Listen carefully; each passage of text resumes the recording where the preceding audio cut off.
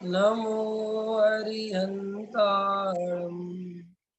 नमो सिद्धाणं नमो आयरीयाणं नमो वज्रायाणं नमो लोये सव्यसारणं प्रणमेयोणजनं वीरम् अनन्तवर्णान् मोक्षामिनियं सारम् केवली सुध केवली हरिदम। आचार्य कुंद कुंद देव द्वारा रचित नियम सार ग्रंथ गाथा नंबर 9 आज प्रारंभ करेंगे। इसमें 6 द्रव्यों के स्वरूप की चर्चा है। देखो आचार्य कुंद कुंद देव क्या कहते इस गाथा में। पहले गाथा पढ़ते हैं, टीका पढ़ेंगे, फिर कुछ उसका अर्थ करेंगे। जीवा पोगल काया धम्मा धम्माय काल आयासम तच्चत्ता यदि भड़िदा राणा गुण पज्जय एयं संयुक्ता सट द्रव्य पुदगल जीव धर्म अधर्म कालाकाश है विविध गुण पर्याय से संयुक्त सट तत्वार्थ है। जीव, उद्गल, धर्म, अधर्म, काल, आकाश, ये तत्वार्थ कहे गए हैं जो कि विविध गुण पर्यायों से संयुक्त है। इसमें आचार्य कुंद कुंद देव 6 द्रव्यों का सामान्य परिचय अपने को दे रहे हैं कि सारी दुनिया में जो कुछ भी दिखता है, यह जो सारी दुनिया, ये सारा संसार, सारा विश्व जो कुछ है वो इन 6 द्रव्यों के समूह का नाम है। उन 6 द्रव्यों के नाम जीव, उद्गल, धर्म, अधर्म, आकाश, काल। उन सब से आप लोग उनकी परिभाषा से परिचित होंगे, सब जानते होंगे। फिर भी ये गाथा आई है तो उसके आधार से अपन चर्चा करेंगे। देखो 6 द्रव्य अनादि अनंत है, उनका कोई बनाने वाला, उनका कोई नाश करने वाला, उनका जन्म, उनकी मृत्यु, उनका नाश कभी नहीं होता। 6 द्रव्य सदा काल हैं, सदा काल रहेंगी और उनमें अनंत गुण, एक एक द्रव्य में अपने अपने अनंत गुण पाए जाते हैं और अनंत गुणों का प्रति समय प्रत्येक द्रव्य में सुव्यवस्थित परिणमन हो रहा है। सुव्यवस्थित परिणमन हो रहा है मतलब बिल्कुल भी उसमें कोई अस्त व्यस्तता नहीं है कि पुद्गल का परिणमन जीव रूप हो जाए, जीव का परिणमन पुद्गल रूप हो जाए, जीव पुद्गल का काम करने लग जाए, पुद्गल धर्म का काम करने लग जाए, धर्म आकाश का काम करने लग जाए। ऐसी कभी भी अव्यवस्था नहीं होती। सभी द्रव्य अपने स्वचतुष्टय में रहते हैं और अपने स्वचतुष्टय में ही परिणमन करते हैं। वे अन्य द्रव्य के अन्य परिणमन में ना तो बाधा डालते हैं और ना कुछ उनकी सहायता करते हैं। सभी द्रव्य अपने अपने स्वचतुष्टय में, अपने अपने द्रव्य क्षेत्र काल भाव में परिणमन करते हैं और ये परिणमन सर्वज्ञ भगवान कहते हैं सुव्यवस्थित है और अनादि से अनंत काल तक चलता रहेगा। इस परिणमन में कोई करने धरने वाला नहीं है, कोई किसी को कुछ हटा दे, मिटा दे, नाश कर दे, बना दे, ऐसी व्यवस्था है नहीं। इसलिए प्रत्येक द्रव्य अनादि अनंत नित्य एक शुद्ध रूप परिणमन कर रहा है। अब अज्ञानी जीव को ऐसा वस्तु स्वरूप भाव भाषित नहीं होता और अज्ञानता से ऐसा लगता है कि ये दुनिया किसी न किसी ने तो बनाई होगी, आखिर इस दुनिया को कोई ना कोई तो चला ही रहा होगा। ऐसे मन में प्रश्न आते ही हैं लोगों को। क्यों आते हैं? क्योंकि सारी दुनिया में ऐसा ही देखा जाता है कि जब भी कोई कार्य होता है तो उसका कोई ना कोई तो कर्ता होता ही होता है। बिना कार्य के, बिना कर्ता के कोई कार्य नहीं होता। तो जब ये विश्व इतना बड़ा कार्य है तो इसका कोई ना कोई कर्ता हर्ता जरूर होना चाहिए। ऐसी सहज ही आदमी के मन में प्रवृत्ति, विकल्प, शंका उत्पन्न होती है। लेकिन वो शंका का जो समाधान अज्ञानता से खोजा गया कि साहब भगवान इसका कर्ता धर्ता है, ऊपर ब्रह्मा जी विराजमान है, किसी के अल्लाह है, किसी के कुछ है, किसी के कुछ है, तो वो अज्ञानता से खोजा गया। वास्तव में तो बहुत सरल बात है कि देखो भाई, अगर तुम ये कहते हो इस जगत का कर्ता धर्ता ब्रह्मा है, क्योंकि किसी ना किसी के हुए से ये संसार बनेगा, तो प्रश्न उत्पन्न होता है कि ब्रह्मा जी को किसने बनाया? साहब ब्रह्मा जी तो अपने आप बन गए, वो तो सदा काल से थे। तो बस बात खत्म हो गई। जब ब्रह्मा जी अपने आप बन सकते हैं, सदा काल से हो सकते हैं, तो सारी दुनिया अपने आप से हो सकती है। इसमें क्या घबराने जैसी बात है? तो इसके सामने जब ये तर्क खड़ा करते हैं तो जो कर्तावादी है, जो ईश्वरवादी है, वो हार मान जाता है। लेकिन चूंकि पंथ संप्रदाय का ऐसा अंदर जहर चढ़ा रहता है कि बात सत्य समझ में आने पर भी लोग उसका आग्रह छोड़ नहीं पाते। मेरे बहुत से मित्र हैं, बनिया कहते हैं उन्हें, बनिया यहाँ पे दिल्ली में चलता है। वो जैन, उनकी मम्मी जैन है और पापा अग्रवाल है, गुप्ता है। अब वो लोग क्या है कि जैसे मम्मी जैन धर्म मानती थी, पापा वैष्णव धर्म मानते थे, और शादी हो गई। तो शादी हुई तो क्या होता है कि औरतें हमेशा कमजोर पड़ जाती है। और वो जो ससुराल पक्ष होता है और उसमें जो उनके धर्म का पालन करते हैं, तो अधिकतर औरतें तो वही धर्म पालन करने लगती हैं। लेकिन कुछ होते हैं जो चलता रहता है, पत्नी अलग मानती है, पति अपना मानता रहता है। तो जो उनके बच्चे होते हैं, तो ऐसे कई व्यापारी मेरे दोस्त हैं और रोज उनके साथ उठना बैठना होता है। मैं भी व्यापार करता हूँ, तो बातचीत चलती है। तो वो ऐसी बातें करते, मुझे बड़ा मजा आता है। वो कहते हैं, अरे विवेक भाई, तुम ना समझते नहीं हो, धर्म तो हिंदू धर्म पुराना है, जैन धर्म तो नया है, महावीर ने चलाया है। और अपन उनसे कहो कि तुम ये सब बातें कौन? अरे बोले हमारी मम्मी जैन धर्म का पालन करती है ना। अच्छा तुम क्या करते हो? बोले हम तो वैष्णव धर्म पालन। ऐसी कई दफे बात होती है कि भाई जगत का कर्ता धर्ता कौन है, ईश्वर क्या करता है, और उनको मैं हजार दफे भी मेरे जवाब सवालों का जवाब नहीं दे पाती। तो अंत में क्या कहते हैं, अरे अब ये तो सब ठीक है, लेकिन मानो चाहे नहीं मानो, लेकिन भगवान ही करता धरता है, भगवान की कृपा से सब कुछ चल रहा है। तो अज्ञानता की एक ये भी एक गजब का स्वरूप है कि बात समझाने पर भी, तर्क युक्ति से बात ख्याल में आने पर भी लोग अपने पंथ संप्रदाय का आग्रह नहीं छोड़ते। इसलिए मैं सभी लोगों से कहता हूँ, कभी भी पंथ संप्रदाय का, जाति का, अपनी कुल परंपरा का आग्रह कभी मत रखना। कभी मत सोचना कि साहब जैन धर्म सच्चा है क्योंकि हमने जैन कुल में जन्म ले लिया। नहीं, सच्चा क्यों है ये तर्क और युक्तियों से तुम्हें पता होना चाहिए। तुम्हें उसका जो स्वरूप है वो अंदर बिल्कुल क्लियर होना चाहिए। तो ये जो 6 द्रव्यों का स्वरूप है, ये 6 द्रव्यों का स्वरूप बहुत ही अनिवार्य रूप से समझना जरूरी है। क्योंकि मैं भी एक जीव द्रव्य हूँ, तो मेरी सत्ता अनादि अनंत है, मेरा भी कभी नाश नहीं हो सकता। ये श्रद्धान करे बिना सच्चे सुख की प्राप्ति नहीं हो सकती, सम्यक दर्शन की प्राप्ति नहीं हो सकती। अब देखो, आज कोई भाई है विजय साहा, उनने एक प्रश्न पूछा था इसी द्रव्यों के संदर्भ में। कोई सुबह के प्रवचन में कोई बात आई होगी, उन्होंने कहा साहब मुझे तो ऐसा लगता है कि एक द्रव्य दूसरे द्रव्य का कर्ता धरता है। ये क्यों लगता है?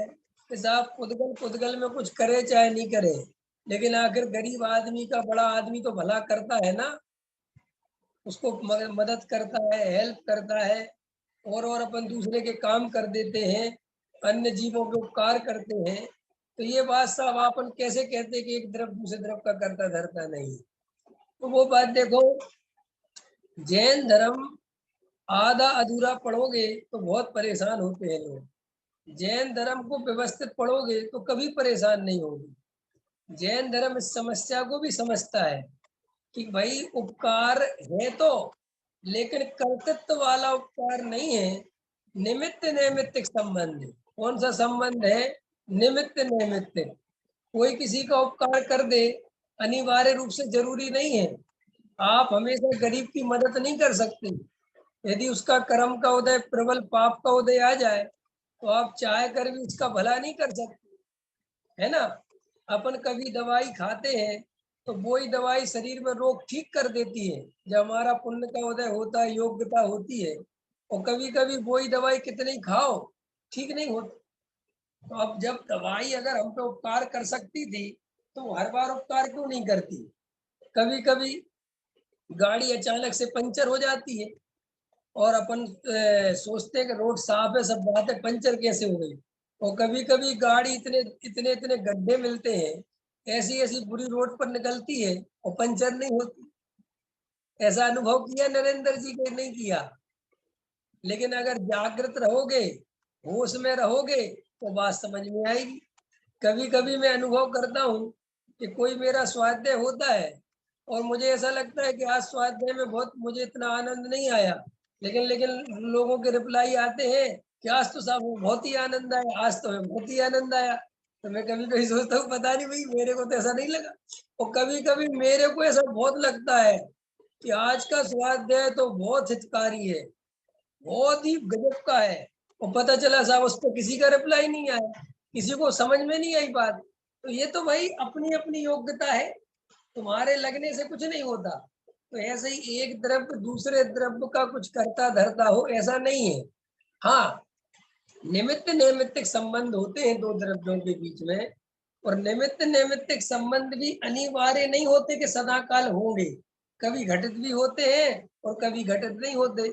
लेकिन जीव है बेहोश, मिथ्यात्व में दबा पड़ा हुआ है, सावधानी है नहीं, तो ध्यान नहीं देता कि ये काम कल अपने आप बन गया था, मैं बनाने वाला नहीं था, और आज ये काम नहीं बना। लेकिन बस जब बन जाता है तो मैंने बनाया, और जब नहीं बना तो कहता साहब वो तो बस क्या करे साहब, आपका भाग्य ही खराब है, अथवा वो तो हमने तो सब अपनी ताकत लगाई थी, किस्मत ही खराब है। अरे तो तब भी विचार किया करो, जब बन गया था तब भी वो अपनी योग्यता से बना था। तो इस तरीके से जो विजय भाई का प्रश्न था, तो अब उस समय ये साहब हमें लगता है, लगता तो है इसलिए तो मिथ्यात्व है। अब लगता तो बहुत कुछ है जी। हाथ किसने उठाया? मैंने ही उठाया। बोलो, ये बोल कौन रहा है? अब मैं ही बोल रहा हूँ। अरे भाई, अब दिखता तो ऐसा ही है, और अगर ऐसे ही देखना और ऐसे ही श्रद्धान करना होता तो हम मिथ्या दृष्टि काहे के होती, हम सब सम्यक दृष्टि हो जाती। हम मिथ्या दृष्टि इसीलिए तो है कि जैसा वस्तु का स्वरूप है वैसा श्रद्धान नहीं है, और जैसा नहीं है वैसा है। तो जैसा नहीं है वैसा श्रद्धान क्यों है? क्योंकि दिखता वस्तु स्वरूप उल्टा है।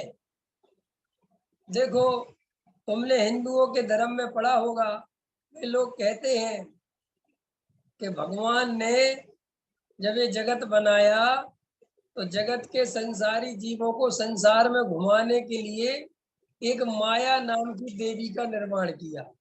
इसका निर्माण किया माया देवी।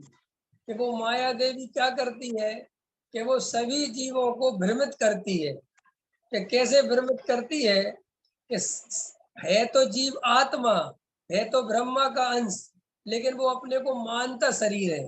कि क्यों मानता है? कि आत्मा दिखता नहीं है, दिखता शरीर है। तो जैसे वहां पर उनने ब्रह्मा वो माया देवी खड़ी करी, तो ऐसे ही अपने यहाँ पर भी अपन इसको माया देवी तो नहीं कहते, अपन इसको कहते हैं कि वस्तु स्वरूप में निमित्त नैमित्तिक संबंध है। अब जैसे देखो, अभी ये भाव मेरे अंदर परिणाम चला, परिणाम में ये भाषा में निकला, तो बिल्कुल अंदर और अंदर एक ज्ञायक भगवान आत्मा इनको जानने वाला है। तीन चीजें है ना, लेकिन तीन चीजों में निमित्त नैमित्तिक संबंध कितना घना है। यहाँ विकल्प आया, यहाँ भाषा निकली, और इस मोबाइल से आपने सुनी, अब आप बैठे हो कहाँ, कौन कहाँ बैठा मुझे तो ये भी नहीं पता। अब तिलक जी उदयपुर में बैठे, उदयपुर कितनी दूर है, नीमच कितनी दूर है, नरेश जी कहाँ के हो आप, मुझे अभी पता नहीं है। आप भी उदयपुर के हो, चलो ये बाद में कुछ बता देना जहाँ के भी।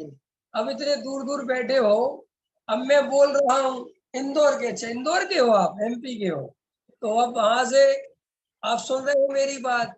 अब मैं कहूँ कि नहीं साहब मैं सुनाने वाला नहीं, आप सुनने वाले नहीं, कोई किसी का करता धरता नहीं, अब ये बड़ी टेंशन होती है, अच्छा ये क्या करे है, ये क्या करे बता।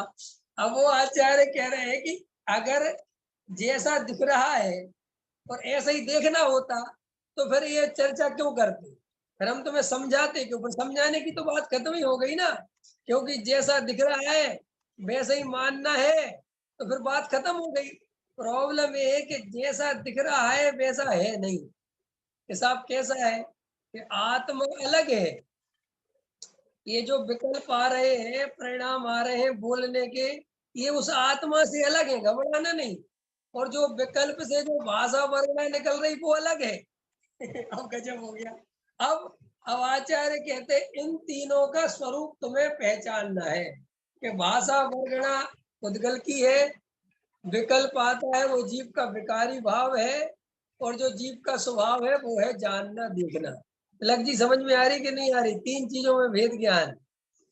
अब साहब हम कैसे देखें कि देखो भाषा वर्णना के कर्ता हम नहीं है, ये बात जीव कैसे पहचान सकता है कि जीव होश पूर्वक देखेगा तो शब्द वो जैसा चाहता है, जैसा बोलना चाहता है हूबहू वैसे ही नहीं निकलते सदा काल।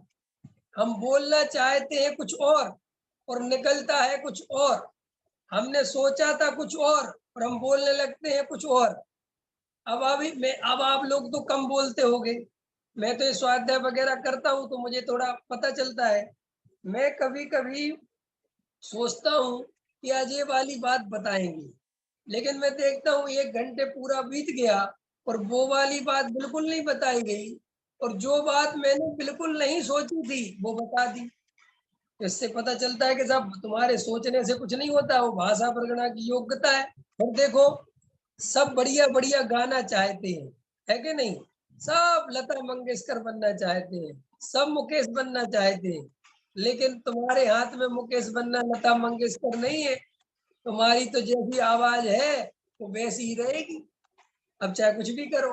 तो इससे पता चलता है कि भाषा वर्णना के कर्तापन नहीं है, ये शरीर है। इस शरीर को साहब मैं जैसा चाहूं वैसा कर सकता हूँ, बिल्कुल नहीं कर सकते।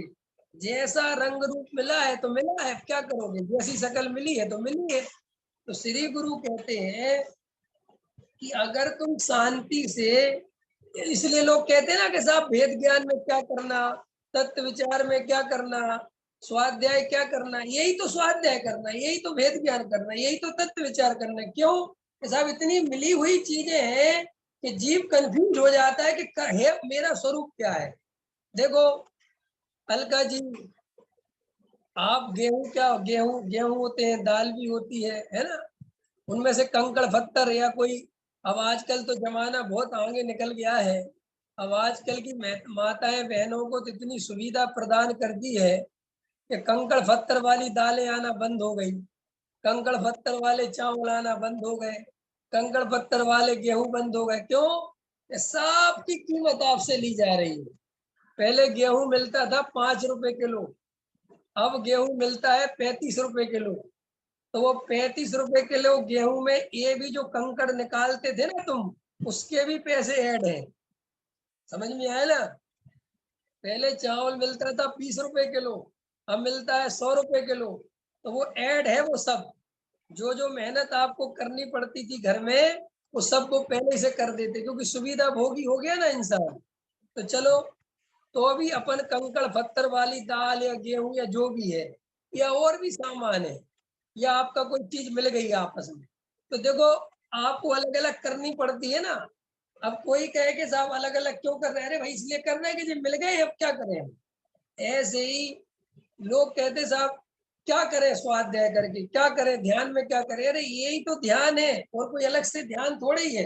ये शरीर और आत्मा, ये दोनों मिलके एक रूप दिखाई देते हैं। ऐसा लगता है कि ये दोनों एक है और मूल में ये अलग अलग है। और श्री गुरु कह रहे हैं कि इनको अलग अलग पहचानोगे तो दुख से बच जाओगे। क्यों दुख से क्यों बच जाएंगे? कि भाई जब शरीर रूप अपने को अनुभव करोगे, और ये शरीर तो बदलने वाला है, इसका स्वरूप ही मूल में बदलता है, ये जड़ है। अब पुद्गल का कैसा स्वरूप है कि अभी बचपना था, अब जवानी है, फिर बुढ़ापा है। आज हाथ में दर्द है, कल नहीं है, चोट है, तकलीफ है, कुछ भी है। तो भाई अगर अपने को शरीर रूप मानोगे तो तुम्हारे दुख का अंत नहीं हो सकता। तो सामने अपने को क्या मानूं? कि तुम्हें अपने को आत्मा मानना है। अब मजेदार बात है, अगर मैं ऐसा कह भी दूं कि अपने को आत्मा मानो, तो आत्मा के अनुभव के बिना अपने को आत्मा कैसे मानोगी बताओ? है, क्योंकि मानने के लिए चीज तो चाहिए ना। हवा में मान ले कुछ भी, इसलिए लोग हवा में जो आत्मा मान लेते हैं उनको कुछ भी फायदा नहीं मिलता आत्मा होने का। आत्मा होने का फायदा तभी मिल सकता है जब आप अपने को आत्मा अनुभव करो। तिलक जी समझ में आई? पॉइंट समझ में आए? इंपॉर्टेंट पॉइंट है थोड़ा सा। सारी दुनिया में क्या चल रहा है कि अब तुम आत्मा हो, तुम आत्मा हो, तुम आत्मा हो। अब भैया आत्मा हो, आत्मा हो, आत्मा हो, सुन लिया तुमने आत्मा हो, लेकिन अनुभूति तो काय की चल रही है? शरीर की चल रही है। तो जब अनुभूति शरीर की चल रही है, सारा ज्ञान सारा ध्यान शरीर में लगा हुआ है, तो सारी एकत्व बुद्धि शरीर में चलेगी। अब शरीर में चलेगी तो मुंह से तो बोलेगा मैं आत्मा हूं, और वेदन होगा शरीर का, वेदन होगा भूख प्यास का, वेदन होगा संयोगों का। फिर लगेगा तुम्हें कि हमने इतना आत्मा समझा, लेकिन हमारी कसाय तो मिटती नहीं। तो भाई कसाय आत्मा के अनुभव से मिटती है, और तुम्हें अनुभव तो शरीर का ही चल रहा है, संयोग का ही चल रहा है। और उन संयोगों को जो जानने वाला ज्ञान दर्शनमयी चेतन तत्व है, उस तरफ तुम्हारा ध्यान ही नहीं है। बस बोलते हो कि मैं आत्मा हूं, मैं शरीर से भिन्न हूं, मैं शरीर से भिन्न हूं, मैं शरीर से भिन्न हूं। अरे भाई, बोलने से थोड़ी काम चल जाएगा, ऐसा बैठ के अनुभव करना पड़ेगा, और अनुभव करने में टाइम लगेगा। अभय कुमार जी,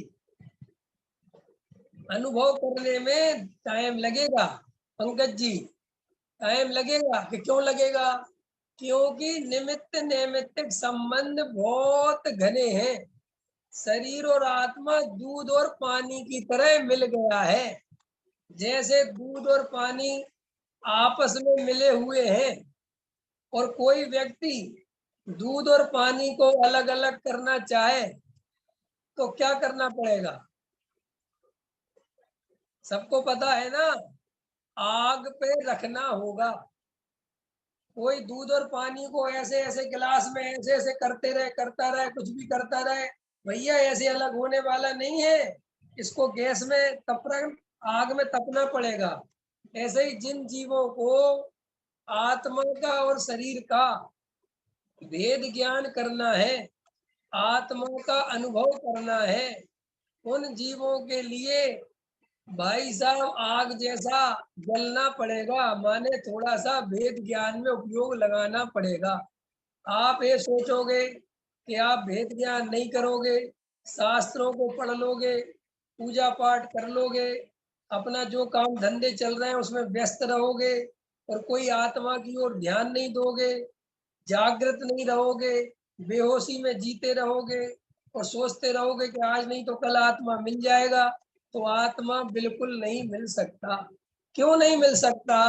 क्योंकि दूध और पानी की तरह मिले हुए हैं, और पहली नजर में देखने पर आत्मा और शरीर एक ही दिखाई देते हैं, दूसरी नजर में भी एक ही दिखाई देते हैं, तीसरी नजर में भी एक ही दिखाई देते हैं। फिर कि जब बार बार तुम देखते हो, बार बार चिंतन करते हो, तब ख्याल में आता है कि भैया मैं शरीर नहीं हूँ, मैं आत्मा हूँ। और वो जब धीरे धीरे ख्याल में आता है, और वो जब ख्याल बढ़ता चला जाता है, तब उसी का नाम वो तत्व विचार है, और उसी तत्व विचार से आत्मानुभूति का जन्म होता है। इसलिए जो जीव आत्मानुभूति में उपयोग नहीं लगाते, तत्व विचार में उपयोग नहीं लगाते, और धर्म के नाम पर खाली सुनने सुनाने में लगे रहते हैं, अथवा पढ़ने पढ़ाने में लगे रहते हैं, अथवा पूजा पाठ भक्ति में लगे रहते हैं, और ऐसा विचार करते रहते हैं कि साहब धर्म हो जाएगा, हमें आत्मानुभूति आज नहीं तो कल हो जाएगी। देखो भाई, टोडरमल जी साहब ने साफ साफ मोक्ष मार्ग प्रकाशक में लिखा है। आपको टोडरमल जी पे भरोसा है कि नहीं? रीतू जी, रीनू जी, हाँ थोड़ा कैमरा इस तरफ करो। हाँ, टोडरमल जी साहब पे भरोसा है कि नहीं है? और ये कौन है ऊपर? भाग्यवती जी, आपको है भरोसा टोडरमल जी साहब पे? ठीक है। करुणा जी, आपको भी है? तो टोडरमल जी साहब ने क्या लिखा? टोडरमल जी साहब ने लिखा कि देखो तत्व विचार की महिमा, है ना। जो जीव तत्व विचार करते हैं वे जीव भले ही ब्रह्मशील संयम आदि ना करे तो भी आत्मानुभूति कर सकते हैं। प्रबल दावेदार हैं जो जीव तत्व विचार करते हैं। और जो जीव तत्व विचार नहीं करते, तत्व विचार के बिना चाहे जितना भेद वो ब्रह्मशील संयम आदि करते रहे तो भी वे आत्मानुभूति के हकदार नहीं है। इसलिए जिन जीवों को आत्मानुभूति करनी हो वे एकांत में गहरा तत्व विचार करें ही करें। अभी भी अपन देखो गहराई से इतना स्वाध्याय सुनने के बाद भी 1 घंटे तत्व विचार में मन नहीं लगता, उपयोग नहीं लगता। उपयोग क्यों नहीं लगता? पता है आपको उपयोग क्यों नहीं लगता है? चलो मैं अनम्यूट कर लेता हूँ, थोड़ी चर्चा कर ही लेते हैं। मैं सबको अनम्यूट कर लेता हूँ, आप लोगों को भी कुछ रिएक्शन आ जाएंगी। चलो कर लिया मैंने, है तिलक जी, सब अनम्यूट हो गए? हाँ, अब देखो मैं किसी से थोड़ा पूछ लेता हूँ, इससे पूछूं, इधर चलते थोड़ा आगे। हाँ बताओ रीनू जी, अपना ये आप पहले, ऐसा मैं आरोप नहीं लगाता, पहले पूछ लेता हूँ, 1 घंटे एकांत में तत्व विचार करती हो आप? नहीं करती। अच्छा, अब प्रश्न है क्यों नहीं करते? टाइम नहीं मिलता? नहीं, इतनी देर मन नहीं लगता। मन नहीं लगता, बहुत अच्छा बता दिया। आपको पता है मन क्यों नहीं लगता? कभी सोचा ये मन क्यों नहीं लगता तत्व विचार में? क्लास सुनने में मन लग एकाग्रता नहीं है। हाँ नहीं, क्लास हाँ, सुनने में मन लग जाता क्लास है ना। और पंडित जियों को भी सुन लेते हैं, मंदिर चले जाते हैं, पूजा कराते हैं, भक्ति कराते हैं, विधान कराते हैं, स्वाध्याय कराते हैं, लेकिन एकांत में बैठने की हिम्मत नहीं होती, एकांत में नहीं बैठा जाता। एकाग्रता नहीं है। बोलिए बोलिए। एकाग्रता नहीं है, है अंदर से एकाग्रता नहीं है ना, चित्त एकदम एकाग्रता नहीं है। हाँ, एकाग्रता नहीं है, यही बोल रहे ना। हाँ, पहले नंबर तो आप इसी समस्या का समाधान कर दें। एकाग्रता की चिंता बिल्कुल नहीं करनी चाहिए। तत्व विचार का मतलब मन एकाग्र करना नहीं होता। हम लोगों के दिमाग में एकाग्रता करेंगे, मन को रोकेंगे, इंद्रियों को रोकेंगे, आंख बंद कर लेंगे, 1 घंटे तक ऐसे सीधी करे रहेंगे, और फिर मैं आत्मा हूँ, मैं शरीर नहीं हूँ, मैं गायक हूँ, वो बस लगे रहेंगे। अरे भाई, इसका नाम तत्व विचार नहीं है। ये करने के लिए नहीं कह रहा मैं, रीढ़ की हड्डी सीधी करने को नहीं कह रहा मैं, कोई तुम्हें ध्यान लगाने के लिए भी नहीं कह रहा। 1 घंटे खाली शांति से एकांत में अकेले में अपने साथ बैठना है। किसके साथ बैठना है? अपने साथ। तुम अपना चेहरा खुद ही देखो, ख्याल में है ना। जैसे दर्पण में खड़े होके कंघी करते हो तो 10 लोगों के साथ में खड़े होके करते हो क्या विनोद जी? है अकेले में अपना बढ़िया शीशे के सामने खड़े होके करते कि नहीं करते? और अब तो चलो थोड़ी उम्र हो गई, जब लड़कपन में थे तब तो बहुत ज्यादा करते थे ना। खड़े रहते थे अपन एकदम बढ़िया, हाँ, बस आप तो भी कहते थे आओ आओ साथ में तुम भी कंघी करो हमारे, किसी से क्या लेना देना। तो जैसे कोई अपने को फोटो दिखाए, एल्बम दिखाए, उसमें लोग अपना ही चेहरा देखते हैं कि मैं कैसा लग रहा हूँ, दूसरे कैसे लग रहे हैं इसकी किसको चिंता है, किसी को चिंता होती है इसकी। दुनिया इतनी मूर्खों से भरी हुई है, एल्बम दिखाते हैं अपनी शादी का, और किसको दिखाते हैं, जिसमें वो है नहीं, और जिसमें वो बेचारा है ही नहीं उसको तुम्हारा एल्बम देखने में कहाँ मजा आने वाला है। कम से कम वो तुम्हारी शादी में गया हो, 2-4 उसके फोटो खिंचे हो, तब तो वो इस बहाने देख भी लेके चलो दिखाओ एल्बम, ठीक है कि नहीं। लेकिन जब उसकी फोटो है ही नहीं तो वो एल्बम क्यों देखेगा। लेकिन लोग देखते। तो जैसे दूसरों की फोटो देखने में मजा नहीं आता, अपनी फोटो देखने में मजा आता है। ऐसे ही श्री गुरु कहते हैं, तत्व विचार माने अपनी आत्मा को देखना, अपने स्वरूप को देखना कि मैं कैसा हूँ, मैं शरीर वाला हूँ कि मैं जानने देखने वाला हूँ, मैं राग देश वाला हूँ कि मैं जानने देखने वाला हूँ। ये कसाय क्यों होती है, कसाय कहाँ से आती है, इन कसायों से क्या मिलता है, इस शरीर के एकत्व करने से क्या मिलता है, क्या मैं शरीर रूप हो सकता हूँ, क्या मैं परद्रव्य का कर्ता भोक्ता हो सकता हूँ। इन सब बातों का गहराई से विचार करना ही तत्व विचार करना है। तो जब इन बातों का आप गहराई से विचार करते हो, जब बार बार इन पे विचार करते हो, तो आपको अंतरंग में धीरे धीरे एकाग्रता भी बनने लगती है। अभी आपको एकाग्रता नहीं बनानी राजेश जी अजमेरा साहब, अभी अपन को एकाग्रता नहीं बनानी, और एकाग्रता बनाई नहीं जाती। जब रुचि बढ़ती जाती है, वेद ज्ञान पकता चला जाता है, तो अपने आप ही एकाग्रता हो जाती है। समझ में आया। देखो एकाग्रता करने के तरीके बताता हूँ। आपने कई गाने ऐसे सुने होंगे, आपके फेवरेट गाने होंगे, कि जैसे ही वो बजते हैं आप सारी दुनिया भूल के आपकी आंखें अपने आप बंद हो जाती हैं। अब मेरा प्रश्न है कि वो आंखें आप बंद करते हो कि वे आंखें बंद हो जाती हैं। अरविंद जी समझ में आया ना। कोई अपने मन का गाना लगा तो आंखें अपने आप बंद हो जाती, आहा क्या गजब हो, वो लाइन अपने आप आनंद देती है। तो जैसे वहां उस गाने की रुचि है तो अपने आप ही उस गाने को सुनने में मजा आता है, अपने आप ही मन एकाग्र हो जाता है और कहीं मन नहीं जाता। ऐसे ही जब हमें आत्मा की सच्ची रुचि हो जाएगी, जब हमारा भेद ज्ञान मजबूत हो जाएगा, जब हमें शरीर और आत्मा अलग अलग दिखने लगेंगे और आत्मा में अपनापन हो जाएगा, तब तुम्हें ध्यान करना नहीं पड़ेगा, ध्यान अपने आप हो जाएगा।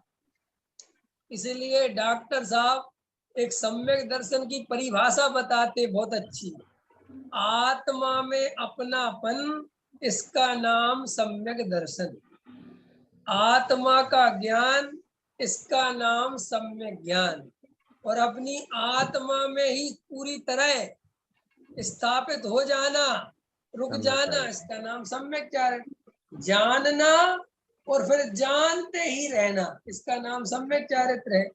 तो जिन लोगों को ये स्वरूप में थोड़ी सी कमी है कि वो क्या करते हैं कि एकांत में बैठते नहीं है, और उनके दिमाग में भरा पड़ा हुआ है कि अभी हम एकांत में बैठ के क्या करेंगे, हमारा ध्यान में मन तो लगता नहीं।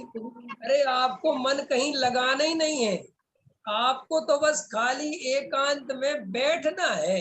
क्या काम करना है, बैठना है बस, किसी से बातें नहीं करनी, मोबाइल नहीं चलाना, टीवी नहीं देखनी, माने उपयोग को कोई भी अवलंबन नहीं देना है, उपयोग को कोई जगह ही नहीं देनी है। उपयोग को अब देखो ये कहाँ कहाँ जा सकता है, नहीं समझ में आया। आपने शास्त्र खोल लिया, समय सार खोल के बैठ गए, उपयोग को फिर जगह मिल गई, फिर वो उपयोग शास्त्र में लग जाएगा। आज के प्रवचन में मैंने बोला था कीमत इस बात की नहीं है कि तुमने उपयोग पर में कहाँ लगाया, बस कीमत इस बात की है कि पर में लगाया, बात खत्म। पर में कहाँ लगाया, इससे कोई काम की बात नहीं। लेकिन हम तो समय सार पढ़ रहे थे, समय सार भी पर है कि हम तो पूजा कर रहे थे कि जिनेंद्र भगवान भी पर हैं, कि हम तो मुनिराज को आहार करा रहे थे कि मुनिराज भी पर है, कि हम तो जो साहब प्रवचन सुन रहे थे कि प्रवचन भी पर है। तो फिर स्वयं क्या है कि स्वयं तो अपना स्वयं का चेतन तत्व है, स्वयं का आत्मा है। तो जो जीव उपयोग पर पदार्थों में लगा के रखते हैं, वे जीव अपने उपयोग को निज आत्मा की ओर कैसे ले जाएंगे। इसलिए निज आत्मा की ओर उपयोग को ले जाने के लिए उपयोग को खाली छोड़ो। कहाँ छोड़ो, खाली छोड़ो। फिर खाली छोड़ेंगे क्या होगा, सबके दिमाग में एक और भरा, खाली छोड़ेंगे तो साहब क्या बोलते हैं, खाली खाली दिमाग दिमाग शैतान का घर। शैतान का घर, ये भी एक कहावत चलती है। तो शैतान का घर तो उनका होता है जिनको आत्मा के स्वरूप की खबर नहीं है। खबर ही नहीं। अरे तुम्हें तो आत्मा के स्वरूप की खबर है, तुम्हारा शैतान का घर नहीं होगा, तुम्हारा भगवान का घर होगा। तुम जी। शांत होके बैठो, बस आनंद से बैठो। कई लोग ऐसा प्रश्न करते हैं, कौन से आसन में बैठे, जिस आसन में तुम्हें कंफर्टेबल लगे, आकुलता नहीं हो, तकलीफ नहीं हो, बिल्कुल शांति से बैठे। कई लोग कहते हैं एसी में ध्यान करते हैं सोनगढ़ी लोग, ख्याल में है ना। अरे भाई, ना एसी, ना पंखा, ना कूलर, ये तो सब बाहर की बातें हैं। तुम्हें अभी जिस ध्यान की चर्चा है, जिस भूमिका में खड़े हो, वो ध्यान तुम्हारा इतना मजबूत नहीं है कि तुम पारसनाथ जैसे सम्मेद से करके पहाड़ पे चढ़ जाओ और ध्यान करने लग जाओ, और उससे ध्यान होता भी नहीं है। पारसनाथ को कोई पारसनाथ टोंग पे जाके केवल ज्ञान हुआ ऐसा नहीं है, अपने स्वरूप में जाके ही केवल ज्ञान हुआ है। ठीक है ना। तो लोग क्या करते हैं, भूमिका तो पहचानते नहीं, और दिमाग में क्या बैठा है, घर में बैठे बैठे ध्यान हो सकता है क्या, क्यों नहीं हो सकता। जितना हो सकता है उतना करो ना, ख्याल में है ना। कि साहब पंखा चलेगा, हिंसा होगी, तो ये पंखा चलेगा इसी समय याद आता है, बाकी टाइम याद नहीं आता हिंसा का। जब वो टाइम चलता है कि साहब हम पंखा नहीं अभी चलाए, बिल्कुल मत चलाओ। लेकिन तुमने जो आत्मा के विचार करने के लिए बैठे थे और पंखा नहीं चलाया, और आत्मा के विचार की जगह गर्मी गर्मी का विचार चलने लगा, तो भाई वो प्रयोजन की सिद्धि नहीं हो पाई। समझ में आया कि नहीं आया। तो बिल्कुल कंफर्टेबल होना चाहिए। जो हम ये नहीं कह रहे कि तुम पंखा चलाओ या कुछ चलाओ, मैं तो कहता हूं तुम कड़कड़ाती धूप में बैठ सको और ध्यान कर सको तो वहां करो, हमें कोई दिक्कत नहीं। लेकिन न नौमन तेल होगा न राधा नाचेगी। हमारे साथ प्रॉब्लम क्या है कि हम तुम्हें धर्म ऐसा बता देते हैं कठिन वाला, तो तुम सोचते हो कि कठिन वाला कर नहीं सकते, और सरलता से धर्म होता नहीं, इसलिए अभी करने का काम ही खत्म करो। कई लोगों की यही तो हालत है। उनसे कहो तत्व विचार करो, ध्यान करो, अरे साहब निचली भूमिका में ध्यान कहाँ होता है, किसने पढ़ाया था, किससे पढ़ के आए थे तुम, है किसी ने पढ़ाया था। यहाँ साहब एक पंडित जी मिले थे, उन्होंने कहा पंडित जी होते कौन है तुम्हें बताने वाले। अरे भाई, तुम अपना जितना उपयोग लगता है उतना लगाओ, उसमें क्या बात है। छठवें सातवें गुण स्थान वाला ध्यान नहीं होगा, वो तो हम भी जानते हैं, क्योंकि वो तो छठवें सातवें गुण स्थान में होगा ला। लेकिन चौथे वाला तो होगा कि नहीं होगा, और चौथे वाला हो जाए तभी तो छठवें सातवें वाला होगा।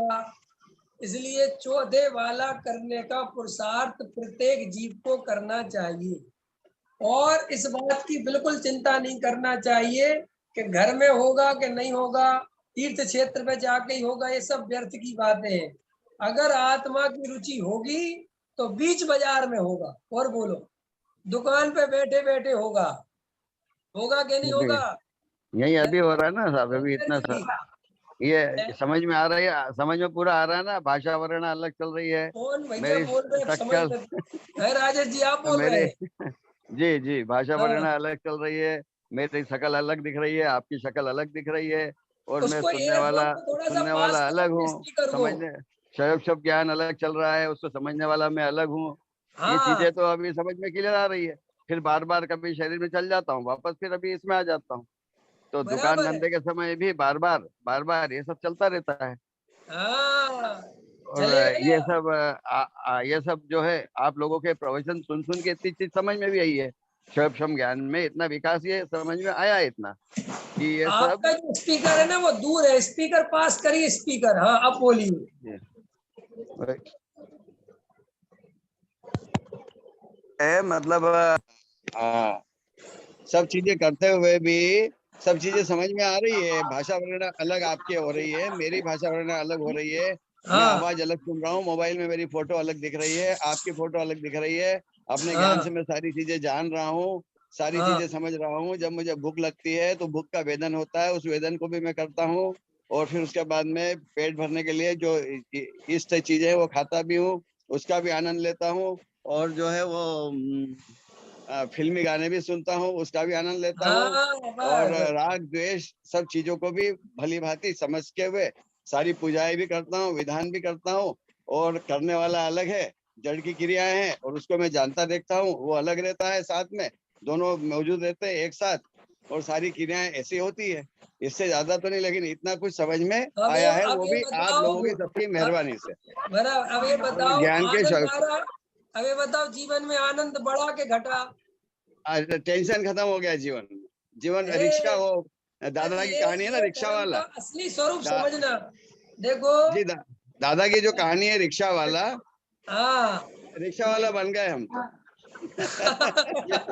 ठीक है ठीक है। समझ में आ गया है कि बच्चों का जो है उनको उनका कर्म के उदय से उनको हाँ मिल बिल्कुल जाएगा। बिल्कुल। और जो, हाँ जी, ठीक है साहब। अपने को म्यूट कर दीजिए। देखो अभी आपके सामने राजेश जी अजमेरा साहब थे। अब राजेश जी ने अपना अनुभव सुनाया कि देखो साहब, बिल्कुल धर्म पता। धर्म में किसी से द्वेष नहीं करना। धर्म में कोई चीज तुम्हें घबराना नहीं, डरना नहीं। धर्म कोई भयभीत होने की कारण नहीं है। धर्म मतलब क्या? जैसी वस्तु है वैसी समझो। देखो भाई, भूख लगती है तो वो शरीर को लगती है। शरीर का पुद्गल का ऐसा स्वरूप है कि एक पुद्गल दूसरे पुद्गल को ग्रहण करता है, स्कंद रूप होता है। तो इस शरीर की ऐसी स्थिति है कि ये जब काम वर्क करता है तो इसमें ऊर्जा जो इसकी है वो खर्च हो जाती है। और नई ऊर्जा के लिए, नई कैलोरी, नई पावर के लिए से भोजन चाहिए। आत्मा को नहीं चाहिए। किसे चाहिए? शरीर को चाहिए। अब सम्यक दृष्टि जीव यही बात तो अच्छे से समझ चुका है कि भाई शरीर की जरूरतें शरीर पूरी कर रहा है। आत्मा का काम है उसको जानना, देखना। तो ये बात जब आपको समझ में आ जाए और आपके चित्त में ये भेद ज्ञान चलता रहे तो आपको सभी जीव भगवान दिखाई देंगे। अपने आप क्षमा के भाव आएंगे, अपने आप करुणा के भाव आएंगे और अपने आप आनंद बरसेगा। इसलिए तो सम्यक दृष्टि जीव विषय भोगों के बीच में आनंदित रहता है। गरीबी आ जाए तो आनंदित रहता है और अमीर हो जाए तो आनंदित रहता है। वो किसी चीज से भयभीत होता ही नहीं। तो देखो, अभी मैं जहां तक देखता हूँ, जहां तक देख पाता हूँ और जितने लोगों से मिलता हूँ, सुनता हूँ, अथवा जिन लोगों से अभी परिचय हुआ है या नहीं है, अधिकतर लोगों के जीवन में मैं देखता हूँ उनने धर्म के नाम पर अपने जीवन को उदास कर लिया। उनने धर्म के नाम पर अपने जीवन को रुग्ण कर लिया। मरे मरे से जी रहे हैं, डर डर के जी रहे हैं। बस ऐसा लगता है कि नरक में यही जाएंगे और कोई नहीं जाएगा, अथवा सब जाएंगे ये नहीं जाएंगे। जहां देखो दुख दुख। अरे साहब, इसमें इतना पाप, इसमें इतना पाप, इसमें इतना पाप, और परेशान चल रहे। अरे भाई, पहले अपने भेद ज्ञान को मजबूत करो।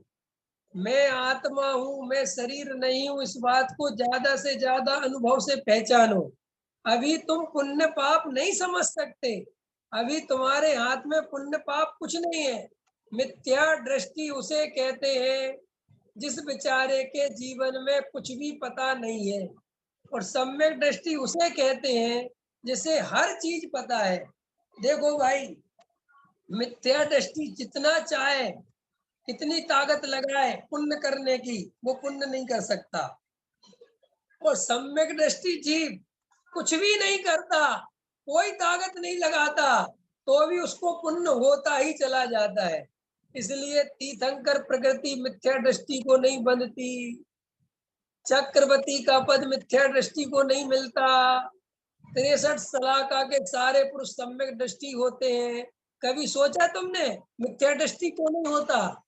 क्योंकि मिथ्या दृष्टि उस जाति का पुण्य कर ही नहीं सकता जिस जाति का पुण्य सम्यक दृष्टि करता है।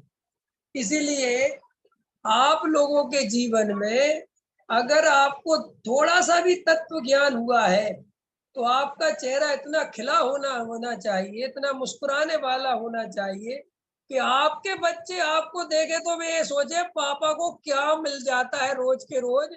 जब देखो आनंद ही आनंद में रहते, मस्ती में रहते। पहले तो गुस्से गुस्से से में रहते थे, अब तो जब देखो मस्ती में रहते। तब आपका बच्चा कहेगा पापा ऐसी मस्ती मुझे भी करनी है। अरे भाई, आपने फिल्में तो देखी होगी सिनेमा घर में। अब आजकल तो जमाना बदल गया। पहले क्या होता था, फिल्म देखने जाते थे तो एक लाइन टिकट लेने वालों की होती थी और एक लाइन का शो छूट रहा होता था। तो जो शो छूट रहा होता था और जो ये नए शो की टिकट ले रहे होते थे उनकी तरफ देखते थे। अगर वे रोते रोते से वे आए, उदास उदास से आए, तो कहते थे यार फिल्म अच्छी नहीं है क्या यार। तो कई लोग कहते थे अरे बेकार है यार, सिर फंस गया, तो वो टिकट ही नहीं लेता था, वो कहता था देखने नहीं छोड़ो। और लेकिन कोई आदमी पूरे के पूरे खुश आ रहे हैं, आनंदित आ रहे हैं, तो वो फिर टिकट के लिए कैसा लालच हो जाता है कि डंडे भी खाने पड़े, काला बाजारी करके भी टिकट मिले तो भैया मुझे टिकट दे दो। ऐसे ही हमारे बच्चे हमें देखते हैं, पापा मंदिर से आके गुस्से में ऐसा लगता है मंदिर में भगवान के दर्शन नहीं हिटलर के दर्शन करके आए हो। है सारी दुनिया पापी दिखने लग जाती है, सबको धर्म का डंडा, अरे तुम लोग मरोगे तो उठ नहीं सकते, मंदिर नहीं जा सकते, क्या पाप में डले पड़े हो। वो सोचता पता नहीं कैसा धर्म है। और तुम अगर मंदिर से आनंदित आओ, मस्त आओ, बेटा तुम्हारी तरफ देखे और तुमको और बेटे कोई बात नहीं, सो रहे थे, कोई बात, अभी तुम्हारे सोने के दिन है, बहुत आनंद आया आज मंदिर में। तो अब वो सोचेगा पापा बहुत आनंद आया। लेकिन तुम तकलीफ में, उदास में, मन खाने पीने में रात और दिन चिड़चिड़े रहते हो, समझ में आया? तो उसको लगता है कि धर्म दुख रूप है। और धर्म वास्तव में असली धर्म इतना आनंद रूप है। हम कह रहे हैं आपको असली धर्मात्मा के वो मिल जाए साथ, तो आपको ऐसा लगेगा कि अरे आदमी कितना आनंदित है। और अगर आपको नकली धर्मात्मा मिलेगा तो 2 घंटे में उसके साथ उब जाओगे, कहोगे यार ये तो भयंकर दुखी आदमी है। तो लोगों ने धर्म को दुख रूप समझ लिया, इसलिए असली धर्म लोग करना ही नहीं समझते, पता ही नहीं करना क्या है। तो देखो, आत्मा की रुचि अगर सच्ची होगी तो बीच बाजार में भी आपका ध्यान होगा। लेकिन आत्मा की रुचि होगी कैसे, प्रश्न ये खड़ा करना चाहिए। तो आत्मा की रुचि तब होगी जब आप बैठ के एकांत में तत्व विचार करोगे। शास्त्रों को पढ़ पढ़ के आत्मा की रुचि नहीं हो सकती, क्योंकि तुम्हें पहले आनंद मिलना चाहिए। क्या मिलना चाहिए नरेंद्र जी, क्या मिलना चाहिए? तिलक जी, क्या मिलना चाहिए? आनंद मिलना चाहिए। आपको मेरी क्लास में आप बैठे हो और आप निर्भर होते हो, आनंदित होते हो, तभी तो अगली क्लास का इंतजार करोगे। और आपको अरे यार बोर हो गए, थक गए, तो क्या करोगे कि आगे की क्लास में नहीं बैठोगे। तो आनंद ही लक्षण है रुचि का। जहां आनंद आएगा वहां रुचि अपने आप बढ़ेगी। ऐसे ही आत्मा की रुचि कब जगेगी? जब तुम एकांत में बैठ के आत्मा का आनंद लेना सीखोगे, जब थोड़ी देर बिना कसायों के जीना सीखोगे। और बिना कसायों के जीना थोड़ी देर के लिए जी लिया तो ये निर्णय बनेगा, अरे जब थोड़ी सी कसाय कमजोर होती है और एकांत में मैं तत्व विचार करता हूँ तो मुझे कितना आनंद आता है। ओहो, इसका मतलब मुनिराज कितना आनंद लेते होंगे। तो फिर बार बार एकांत में बैठने का मन करेगा, बार बार ऐसा लगेगा जल्दी से अकेला हो जाऊं और अपना धर्म ध्यान करूं। अब कोई दुनिया सब, जब लोग कहेंगे, पत्नी कहेगी, बच्चे कहेंगे हम घूमने जा रहे हैं, हाँ जल्दी जाओ, मुझे शांति से बैठना है, बोर नहीं होगे आप। और जब आपकी एकांत में बैठने की आदत डेवलप हो जाएगी और आपको एकांत में बैठने में आनंद आने लगेगा, उसी दिन समझ लेना कि अब आत्मानुभव बिल्कुल दूर नहीं है, अब मैं बिल्कुल आत्मानुभव के करीब हूँ और थोड़ी सी ताकत लगाऊंगा बस आत्मानुभव हो जाएगा। तो इस तरीके से सभी जीव जिनका भी मन नहीं लगता है, उन बहन जी ने कहा कि साहब एकाग्रता, अभी आपको एकाग्रता नहीं करनी है, आपको अभी स्वरूप समझना है। और फिर अच्छे से लाइन नोट कर लो, एकाग्रता करने की चीज नहीं है, जब आत्मा की रुचि बढ़ती जाएगी तो एकाग्रता अपने आप होती चली जाएगी। तो आज उन लोगों के भी प्रश्न का समाधान आ गया, जिन लोगों के मन में ये प्रश्न उठता है कि आत्मा का ध्यान कैसे होगा, आत्मा का ध्यान नहीं करना है, तुम्हें तो भेद ज्ञान करना है और भेद ज्ञान का फल ध्यान है। क्या कहा था मैंने? भेद ज्ञान का फल ध्यान है। आप बस पहले वस्तु स्वरूप समझो। तो ये 6 द्रव्यों की चर्चा अपन ने आज प्रारंभ की है। अपन ने गाथा पढ़ ली है, गाथा का अर्थ पढ़ लिया है। अभी का समय अपना हो गया है। अब मैं रिकॉर्डिंग बंद करूं उसके पहले किसी को कुछ पूछना हो तो बता दो। कोई प्रश्न है किसी का? एक आपने वो बात भी बहुत अच्छी बताई थी कि जो अजीव द्रव्य का जो स्वरूप है स्पर्श रस गंध और वर्ण है, और उसको मैं अपना मानता हूँ। तो ये भी मेरी भूल मुझे समझ में आ गई। और गंध वर्ण जो है वो मेरा स्वरूप है ही नहीं। मतलब मैं अस्पर्शी अरूपी, मतलब गंध रहित और वर्ण रहित। ये भी बहुत अच्छा समझ में आया। बहुत अच्छा। और किसी को कुछ पूछना है? हाँ भैया जी, हैंड रेस कर देना किसी को कुछ पूछना हो तो। किसी को कुछ नहीं पूछना, इसका मतलब सबको बहुत ज्यादा समझ में आ गया आज। हाँ, मुझे कुछ बताना नहीं है। नहीं, मैं पूछ रहा हो तो पूछना। जय जिनेश साहब, मैं ये पूछना समझना चाह रहा हूँ। मैं ध्यान में बैठने तो लगा हूँ, तो जैसे सर के यहाँ पे बीच में मतलब एक फीलिंग तो आती है मस्तिष्क में। आपको आवाज आ रही क्या? हेलो, आ रही आवाज आ रही, कम आ रही है। एक मिनट, मेरे को मतलब मस्तिष्क पे एक फीलिंग तो आने लगती है कि यार यहाँ पर अपना ध्यान केंद्रित करें, ये अपनी चेतना है। ऐसा मुझे अनुभव होता है कि ये चेतना है और इस पे अपन को ध्यान केंद्रित करते रहना। वो फीलिंग में भी आता है। तो क्या ये सही है? सही दिशा में जा रहा हूं? सही और गलत की चिंता छोड़ दो। अभी जो हो रहा है होने दो, बस मजा आना चाहिए। आधार एक ही है, आनंद आना चाहिए, आनंद आना चाहिए। ये प्रश्न अच्छा है, इम्पोर्टेंट प्रश्न है। इसका जवाब 2 मिनट में दे देता हूँ। ये दिमाग में एक ही चीज सेट कर लो कि तुम्हें आनंद आए, आनंद बढ़े तो समझ लेना मार्ग ठीक है, और आनंद घटे तो समझ लेना मार्ग गलत है। आनंद नहीं घटना चाहिए, आनंद बढ़ना चाहिए। क्या आधार है? आनंद। जो आपको फीलिंग आ रही है, उस फीलिंग में निर्भरता आती है, निर्भयता आती है, एकदम आनंद आता है, मस्ती आती है, तो समझ लेना मार्ग ठीक है। सर वो वाला आनंद जो है, वो आनंद तो वस्तु स्वरूप समझने से बहुत कुछ आ जाता है। मैंने कुछ अपने नोट्स बना रखे हैं, मैं उसका रिवीजन करते रहता हूँ। तो वस्तु स्वरूप समझ में आने से ये तो समझ में आ जाता है कि यार ये संसार तो परिवर्तनशील है, घूमता रहता है। आवाज कम आ रही है। अब आ रही है? आवाज कम आ रही है, बहुत कम आती है आवाज। मेरे पास ईयरफोन नहीं लगाता ना मैं, इसलिए। अभी आ रही है? हाँ आ रही है, बोलिए। मैं जाना वस्तु स्वरूप समझने से आनंद तो अपने आप आ जाता है। वस्तु स्वरूप ने बहुत सारी चीजें बता ही दी है कि साहब आप जो भी संयोग है वो परिवर्तनशील है और वो हमेशा परिवर्तनशील रहेंगे। आप ही उसको अच्छा बुरा मानते हो अपनी कल्पना से, जबकि वो तो जिसका उसका स्वभाव है वैसे ही है वो तो। हम ही उसको अच्छी और बुरी की कल्पना करके हम दुखी और सुखी होते हैं। मतलब वो हमारे, वो आप जो कह रहे हो कि साहब वस्तु स्वरूप समझने से आनंद आता है, अब आ गई ध्यान की बात। तो ध्यान का जो आनंद है, वो जो आपने वस्तु स्वरूप समझा है, उस ध्यान में और अपने ज्ञाता दृष्टा की और गहराई में उतर जाना, और पर पदार्थों के बिल्कुल ही विकल्प टूटते चले जाना, वो ध्यान का आनंद है। वो जो आनंद है वो श्रद्धान वाला है, और ये आनंद है, इसका नाम है चारित्र। चारत माने रमना, ठीक है ना।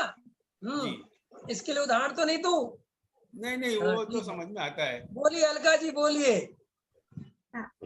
भैया जी मेरा क्वेश्चन था, हाँ, मैं जब ध्यान में बैठती हूँ सुबह रोज, जो विचार चलते हैं, विकल्प चलते हैं। विचार या विकल्प चलते हैं, हाँ वो मन से चलते हैं, हाँ बराबर है। तो जब मन से विचार चलते हैं तो मतलब कितना भी करते हैं, जानने वहां पे दृष्टि जाती है, फिर वापस से मन पर ही विकल्प, बार बार में मन पर विकल्प आ जाते हैं, मतलब कंटिन्यूटी नहीं ले आप पाते हैं। आपकी आवाज मुझे क्लियर नहीं आ रही है। आप मेरे को लिख देना, अभी चलो रात्रि में व्हाट्सएप पे लिख देना, तो कल मैं प्रवचन करूंगा सुबह, तो उसमें आपका समाधान कर दूंगा। ठीक है तिलक जी, ठीक है।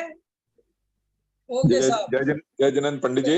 मैं आपकी जय मैं आपको आपकी भैया जी, मैं आपको आपकी एक एक बात वो भी बहुत अच्छी, बहुत ही बढ़िया अच्छी लगी थी, हाँ कि मेरी मर्यादा ही नहीं, मेरी औकात ही नहीं कि जानने देखने के अलावा मैं कुछ कर सकता हूँ। तो हाँ अभी तक मेरे को लग रहा था कि मैंने ये किया वो किया, तो उस समय भी मैं जानने देखने वाला मात्र ही था, मैंने कुछ किया ही नहीं, क्योंकि मैं कर ही नहीं सकता हूँ। ये भी बहुत बहुत अच्छा अच्छा। आपसे क्लियर हुआ है, हाँ क्लियरिफिकेशन हो गया। ये और ये भी हो गया कि एक द्रव्य दूसरे द्रव्य का कुछ कर ही नहीं सकता है, तो जीव द्रव्य का भी अजीव द्रव्य का भी मैं कुछ करता हूँ ही नहीं, मतलब ये भी एक बहुत बहुत अच्छा उससे मुझे सपोर्ट मिला। ये जो आप बोल रहे हैं ना, देखो लोग कहते साहब आनंद कैसे आता है, भरोसा आ जाए आपको, पक्का निर्णय हो जाए कि मैं किसी का कर ही नहीं सकता, तो जो भार उतर गया सिर से, उसी से तो आनंद आना है। और आनंद आएगा कहाँ से? इसी का नाम आनंद है। जो भार रख रखा था सिर पे वो उतर गया, कि भाई वास्तव में मैं जानने देखने के अलावा रियल में कुछ कर ही नहीं सकता। तो आधा ये सारा कर्तृत्व का जहर उतरा और अमृत आ गया, आनंद आ गया, बस यही तो है। बहुत अच्छा। जय जयनंद चलिए पंडित ठीक जी। है साहब। जय तिलक जी जय बोल जय रहे हैं कुछ? हाँ, जय जयनंद पंडित हाँ जी। बोलिए बोलिए। आज मेरी गाड़ी ठुक गई थी, और मुझे ऐसा मेरी आज गाड़ी ठुक गई थी, मतलब गाड़ी को किसी ने भिड़ा दिया और डैमेज हो गई थी। समझ नहीं आ रहा, तेज पंडित बोलिए जी, तेज। हाँ पंडित जी, आज मेरी गाड़ी जो है किसी ने ठोक दी। जब अच्छा, गाड़ी किसी ने ठोक दी आपकी? ठोक दी, हाँ और गाड़ी हाँ, ठोकने के बाद में इसके पहले का जो मुझे अनुभव था कि मैं 3-4 दिन तक खाना ठीक से नहीं खा पाया था, और मुझे अच्छा इतना व्याकुल था मैं कि क्यों हो गया, मैंने उसको पकड़ के क्यों नहीं मारा पीटा। और इस बार जब हुआ तब मैं गाड़ी से उतरा भी नहीं बाहर उसको बोलने के लिए कि तुमने क्या हाँ किया। हाँ, ये देखो, अब देखो मेरा ना, जो ये अब ये मेरे आपको को इससे पता चल गया, इससे आप क्लियर कर सकते हो कि मैं कहता हूं कि जीवन में आचरण लाया नहीं जाता, कसायों को जबरदस्ती रोकना नहीं जाता।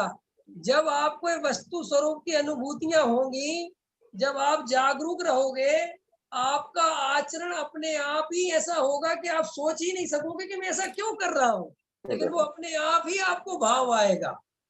इसलिए मैं कहता हूं, जो लोग दुनिया में बिना सम्यक दर्शन के, बिना भेद ज्ञान के आचरण सुधारने के पीछे पड़े रहते हैं, वे कभी सफल हो ही नहीं सकते। और अगर वो आचरण सुधर भी जाए तो वो ज्यादा दिन रुक नहीं सकता। इसीलिए जब आप वस्तु स्वरूप का सच्चा श्रद्धान करते हैं, भेद ज्ञान करते हैं, तत्व विचार में गहरे उतरते हैं, होश पूर्वक जीना सीखते हैं, तो आपके जीवन में बहुत सारे राग द्वेष तो अपने आप ही बंद हो जाते हैं। आज सुबह का प्रवचन था, राग द्वेष क्यों होते चले जाते हैं, ठीक है ना। तो उसका बहुत अच्छा, जैसे ही प्रैक्टिकल अपने आप जीवन में होगा, और आप सभी को सम्यक दर्शन होना ही होना है, क्योंकि आप जिस प्लेटफॉर्म पे आ गए हो, यहाँ सम्यक दर्शन के अलावा कोई दूसरी बात नहीं है। तो आप गहराई से तत्व अभ्यास करो, और आपके जीवन में इसी तरह से तत्व विचार की गहराई बढ़ेगी। इसी मंगल भावना के साथ अभी की बात पूरी करता हूँ। सहजानंदी सो